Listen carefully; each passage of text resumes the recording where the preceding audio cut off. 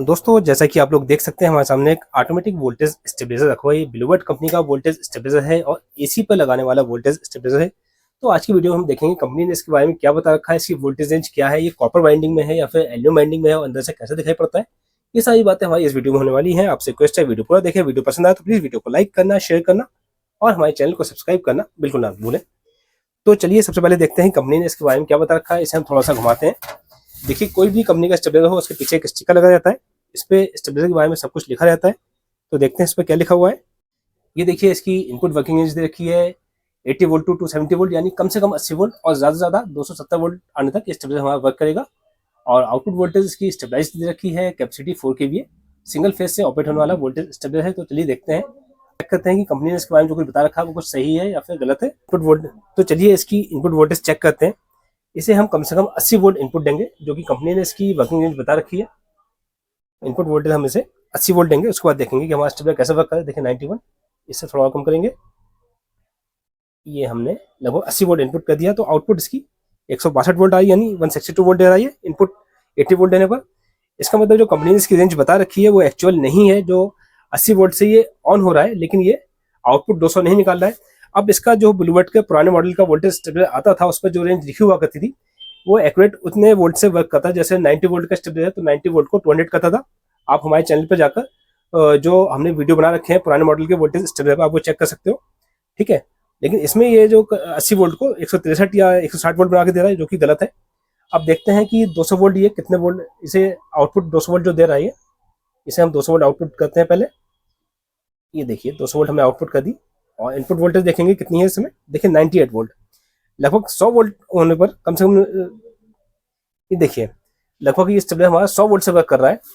अगर इसमें कम से कम 100 वोल्ट इनपुट आ रही है तब इसे आउटपुट 200 वोल्ट कर रहा है, तो इसका मतलब ये 100 वोल्ट से वर्क करने वाला वोल्टेज स्टेबलाइजर है। ये 80 वोल्ट से काम नहीं कर रहा है। 80 वोल्ट से ऑन तो हो जा रहा है, लेकिन 80 वोल्ट से आपका 200 वोल्ट पूरे आउटपुट नहीं निकाल रहा है।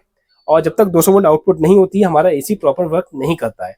आजकल जितने भी ब्रांडेड वोल्टेज स्टेबलाइजर आ रहे हैं, सब में यही कमी होती है। जितनी भी कंपनियां हैं वो सब ये कस्टमर के साथ धोखा करती हैं और वर्किंग रेंज बताते कुछ है, लेकिन वो एक्चुअल वर्किंग रेंज नहीं होती है। और ऐसा नहीं खाली ब्लूवर्ड, माइक्रोटेक, वीगार्ड, कोई सा भी स्टेबलाइजर हो, सब में यही रहता है। ठीक है, इनका कहना ये होता है कि हमारा स्टेबलाइजर ऑन हो जाएगा, लेकिन ऑन होने से कोई फायदा नहीं है, क्योंकि जब तक आपका एसी प्रॉपर वर्क ना करे तो ऑन होने से कोई बेनिफिट नहीं रहता है। ठीक है दोस्तों, ये तो बात होगी वर्किंग रेंज की। अब आपको दिखाते हैं अंदर से ये कैसा दिखाई पड़ता है और कॉपर में है या फिर एल्यूमिनियम में है, आपको वो चीज़ भी दिखा देते हैं। ये देखिए दोस्तों, ये अंदर से कुछ ऐसा दिखाई पड़ता है। इसका जो ट्रांसफार्मर है ये EI कोर में ट्रांसफार्मर है। ट्रांसफार्मर हैवी है और ये 80 वोल्ट से बना हुआ है। जो कंपनी ने रेंज इसकी 80 वोल्ट बता रखी है, तो इसलिए ट्रांसफार्मर इसका हैवी कर रखा है। वरना आमतौर पर इसमें भी जो 150 या फिर 130 से ट्रांसफार्मर आ रहे हैं ब्लूवर्ड में भी, वो टॉयडल कोर में आ रहे हैं, EI में नहीं आ रहे हैं।